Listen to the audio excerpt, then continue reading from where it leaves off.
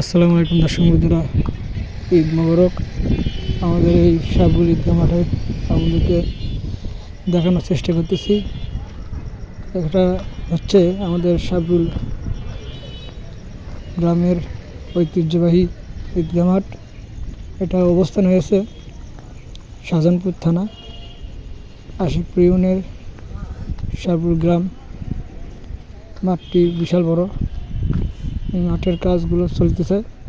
আগামীকাল ইনশাআল্লাহ 8 ঘটিকায় ঈদ উল ফিতরের নামাজ শুরু হবে, অনুষ্ঠান হবে। এখানে সাফাই কাজ চলতেছে, রং করা হয়েছে, সব অনেক সুন্দর লাগতেছে।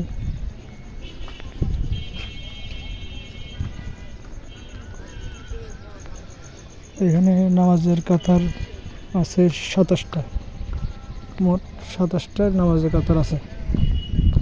এখানে অনেকগুলো মানুষ একত্র হয়ে নামাজ পড়তে পারে। সবাইকে ঈদ মোবারক।